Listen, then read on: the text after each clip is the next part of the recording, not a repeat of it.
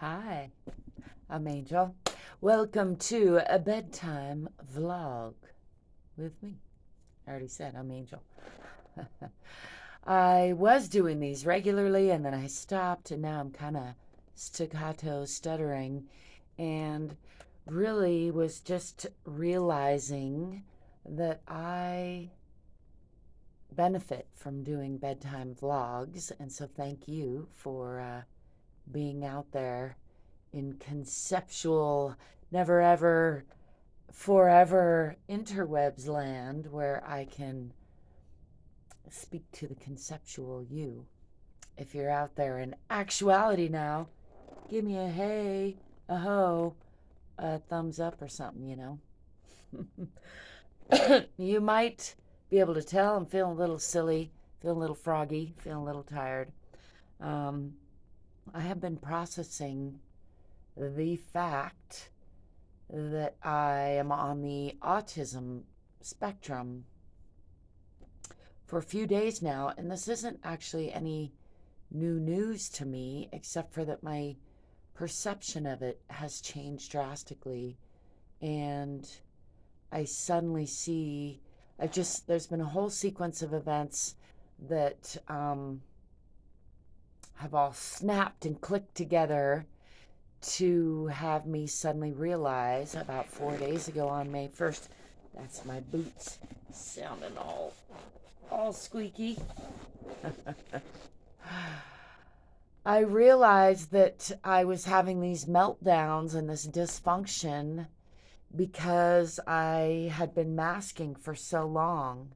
And in fact, pardon me, I think the better I do at masking, what's called masking in the books these days, wouldn't you know, I'm getting the hiccups now that I started a video. Pardon me, my body is just going, throwing all the stuff at me.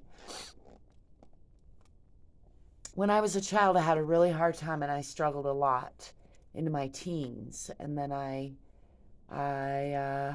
went onto the street and I learned a lot of coping skills. And I'm what would have been called not too long ago high functioning Asperger's, probably. Um,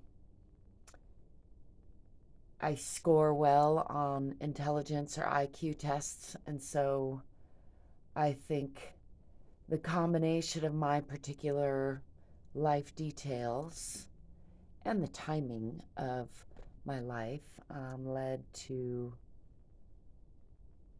me not catching that little piece of disability. I want to back up for just a second and say I have a degree in special education, and I studied autism in particular and Asperger's some 20 years ago. And in my own educational process, I have certainly seen how terminology shifts, understanding evolves, science is an ongoing question. And I also think that our current industrial disease complex has evolved from what was at one time called the eugenics movement. And much of our current psychology terminology comes from what used to be called Nazi medicine. And that I'm aware that strikes a chord with many humans. I will say it doesn't strike the same chord in me that it does in most. And that's probably easy to misunderstand as well. I can elaborate in just to say that, again, I think all of this is part of our evolution collectively. And so,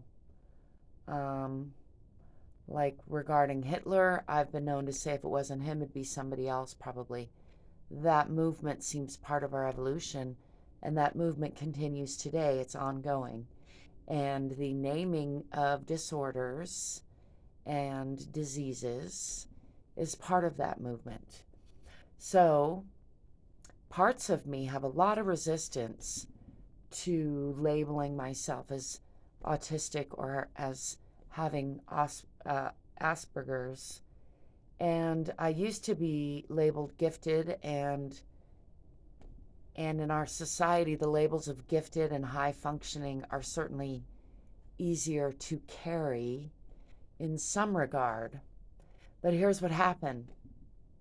In carrying that high functional gifted label, I took on a lot of pressure to hide my disability, which I was unaware of, really. Well, I say I was unaware of, and then I'm like, no, I remember saying to people that I felt like I must be emotionally retarded.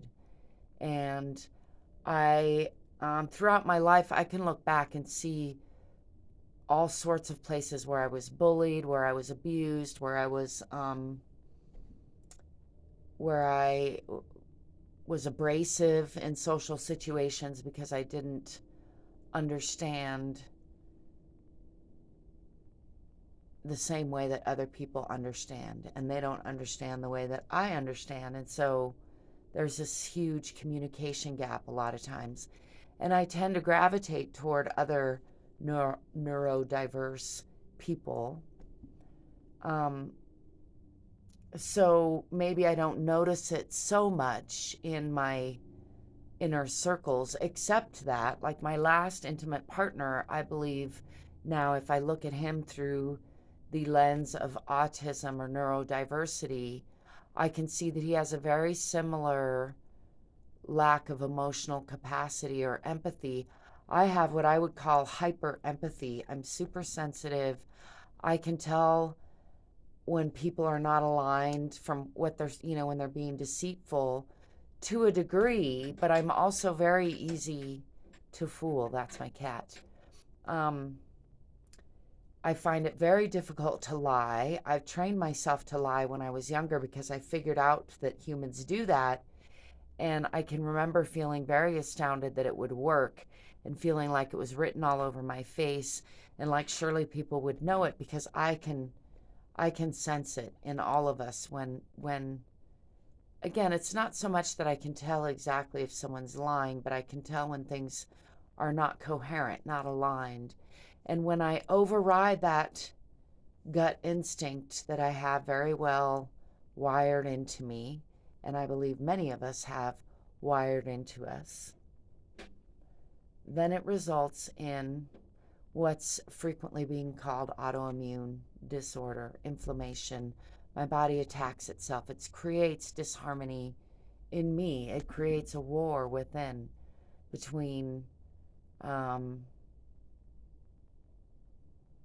the parts that say we must conform to survive, the parts that mask, the parts that would cut a cancer out and kill a disabled person, and the parts that love me unconditionally and love you unconditionally and know that we're all interconnected. And it's interesting looking at myself through this autism or Asperger's lens as I go down these lists of commonalities and traits. There are many that I've gone down those lists before, again, having studied autism, getting my degree in special education. And I can look back and see how at many times I looked at those lists and ruled myself out because there's not a good match in some cases. Like not recognizing social cues, or not having empathy, or not understanding how others feel. You'll see that in a lot of lists about traits of autistic people. And that is indeed a trait of many people on the spectrum, including my mother, I think, and my last partner to some degree. However, I can say, reflecting on myself through that lens, that pardon me, I'm pretty sure that I am hyper empathetic by, if you put us on the bell curve together, the way that humans measure humans with regard to other humans, we measure things and put them on we put data points on a chart and we look till they get into a data curve. And I tend to be on the edges of those data curves all the time, pluses and minuses. But my degree taught me that we call 2 standard deviations to the left mental retardation, and we call 2 standard deviations to the right of that center line of the bell curve gifted. And I was labeled gifted, but I have some elements of me, aspects of me that are retarded by those definitions. Again, tip of the hat to the current disease management industrial complex paradigm, which I don't care to put a whole lot of energy into, but I am doing what I can to articulate, I guess, to try to interface my old paradigm understanding with my ever evolving, unfolding new paradigm understanding.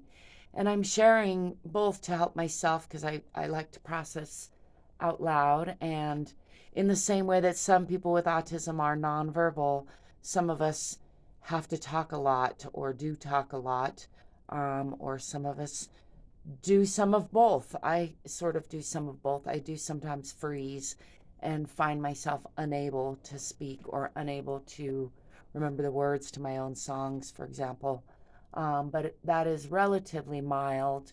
And more often than that, I talk so much that I make other people uncomfortable, which is why YouTube is a perfect place for me. Although, yeah, even that I recognize for some is unpleasant. Not just I only recognize because many people have told me, and then I read all those lists, and then I realized that. And that's a perfect example of how I am clearly very oblivious to some social cues. It's just that I'm so oblivious that I didn't know it. I thought I was good at it. I'm clearly I have many communication issues. It's just that I thought I was good at communication, and I have studied it a great deal. And that's another thing. So I myself am pretty good at learning skills when I know what skill to learn. I'm not real great at I don't want to phrase it like that. I don't have the same priorities as many humans do, and so I sometimes lose interest. Like as soon as I develop a skill or learn a skill, I don't necessarily want to, I don't feel driven necessarily to